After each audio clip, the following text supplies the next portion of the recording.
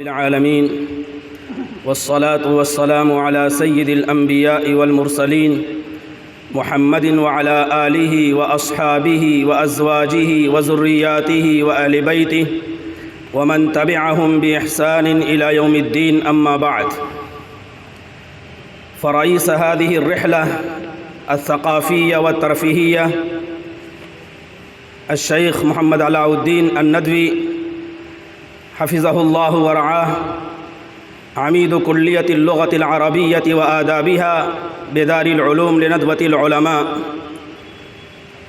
والأستاذ الفاضل الشيخ مطيع الرحمن عوف الندوي المشرف العام على هذا المعهد الثانوي التابع لدار العلوم لندوة العلماء، وحضرات الأساتذة والضيوف الكرام وإخوتي الفضلاء. قبل كل شيء أحمد الله سبحانه وتعالى على أنه وفقنا لإقامة هذه الرحلة الثقافية والترفيهية. حقق الله عز وجل أمنيتنا وقد حلمنا بها، وهذه الفكرة تراودنا وتساور ذهننا منذ مدة طويلة أن تكون هناك رحلة ثقافية وترفيهية يقضي الطلاب فيها خلال 24 ساعة في جو عربي، فهذا ما تيسر لنا بتوفيق الله سبحانه وتعالى.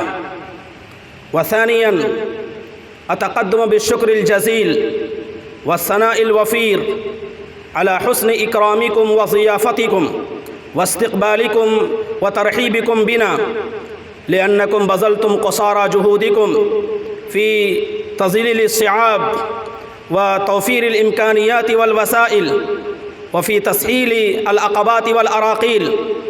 وإن مثل هذا الإكرام من جهتكم، أي من جهة المعهد الثانوي التابع لدار العلوم لندوة العلماء، ليس شيئا غريبا ولا مستغربا، والشيء من معدنه لا يستغرب. نحن وأنتم ننتمي إلى الدوحة العلمية التي نادت نداء حارا: أنزلوا الناس منازلهم أو كلموا الناس على قدر عقولهم أتريدون أن يكذب الله ورسوله. فيا أيها الإخوة، هذه ندوة العلماء شجرة طيبة أصلها ثابت وفرعها في السماء. ندوة العلماء هي دوحة علمية دائما تعسل خليتها أعصالا كثيرة وفواكه جنية. ونحن بهذه المناسبة لا نقول إلا كما قال الأديب البارع الذي زار ندوة العلماء وكان اسمه علي الطنطاوي: لوددت أن أرجع إلى عهد الصبا والطفولة، وأتمنى أن أتتلمذ على شيوخها وأساتذتها وأرافق هؤلاء الطلبة الذين يدرسون هنا، فنعم هذا المكان ونعمة هذه الدار. وقد قال شاعر عربي، وقد نقلت هذه الأبيات في ورقة وأنا أقرأ أمامكم: يا ندوة كالشمس أشرق نورها، يا ندوة كالشمس أشرق نورها فيما نظن وبالجلال تجللا، يا ندوة في الهند أسسها الملا ومشت حثيثا بالعلوم إلى العلا، في كل أرض الهند فاح عبيرها وتأصلت في المسلمين تأصلا. يكفيك وعد الله جل جلاله، يكفيك وعد الله جل جلاله للدين حفظا حافظا متفضلا. أيها الإخوة، إن هذه الندوة لو أحصينا كلمات ندوة العلماء لتلخصت في 11 حرفا، وكل حرف من ندوة العلماء يدل على معنى غزير وعلى مفهوم واسع وعلى مدلول كبير. فالنون يدل على النور، والنون يدل على النصيحة، والدال يدل على الدعوة والدقة في الأمور، والواو يدل على الولاء والوفاء، والتاء يدل على التوحيد، وكذلك التمسك بالكتاب والسنة، والألف يدل على الأمانة والأصالة، واللام يدل على لم الشمل وجمع الكلمة، والعين يدل على العربية والعلو والعظمة، وكذلك الميم يدل على المحبة والمجاراة، وأمثال ذلك من الكلمات. كل الكلمات لو أحصينا هذه الكلمة وذكرنا معكم تفصيل هذه الأشياء لطال بنا الوقت، فنقول هذه الندوة هي التي خرجت على العلامة السيد سليمان الندوي، وهي التي خرجت الإمام أبا الحسن علي الحسني الندوي، هي التي خرجت الشيخ مسعود عالم الندوي، هي التي خرجت الشيخ محمد الرابع الحسني الندوي، هي التي خرجت الشيخ محمد الحسني الندوي. فهؤلاء هم أرباب الأقلام الجرية، ولو صح التعبير لقلنا إنهم ملائكة البيان ورسل الكلام، تعترف العرب العرباء ببلاغتهم وبفصاحتهم. أيها الإخوة، تعرفون أنتم إن هناك طريقين منهجين لتعليم اللغة العربية: الطريقة المباشرة والطريقة غير المباشرة، direct method and indirect method.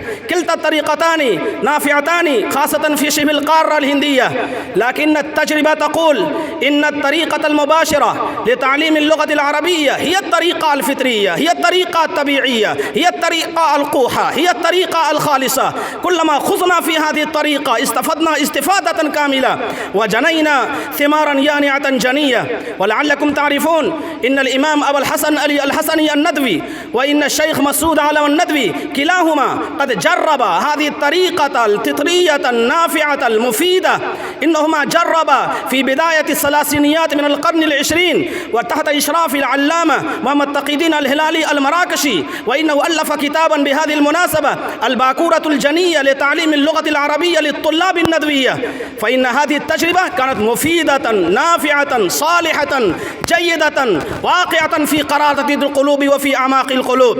أيها الإخوة، إن الشيخ تقي الدين الهلالي المراكشي كان يقول إن تعليم اللغة العربية بدون إدخال أي لغة أخرى طريقة فطرية.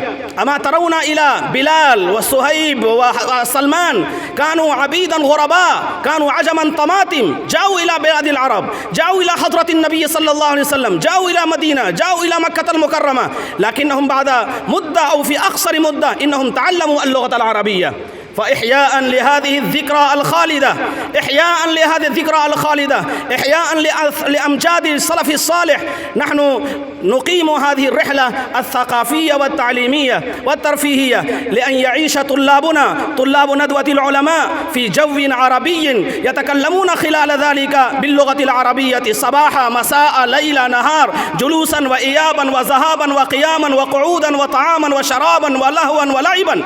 إنهم يتكلمون بهذه اللغة، فإذا تكلموا ذلك فإن شاء الله إنهم يستطيعون أن يبدوا أما في ضمائرهم بكل سهولة. وإن هذا البرنامج كما سمعتم من الأمين العام للنادي العربي إنه يتقسم إلى التعريف بالنفس، وبرنامج الخطابة، وبرنامج طرح الأسئلة، وبرنامج المساجلة الشعرية، وبرنامج الأسئلة والأجوبة، وبرنامج الحوار، وكذلك برنامج دروس القرآن والحديث، وبرنامج الألعاب الرياضية، ثم في الأخير تقسيم الجوائز وتوزيع الجوائز. فأكرر شكري وتقديري للمسؤولين عن هذه الدار الذين رحبوا بنا ترحيبا حارا، وكذلك أشكر لجميع الطلبة الذين حضروا بهذه المناسبة واستمعوا إلى كلماتنا. جزاكم الله خيرا وبارك الله فيكم، والسلام عليكم ورحمة الله وبركاته.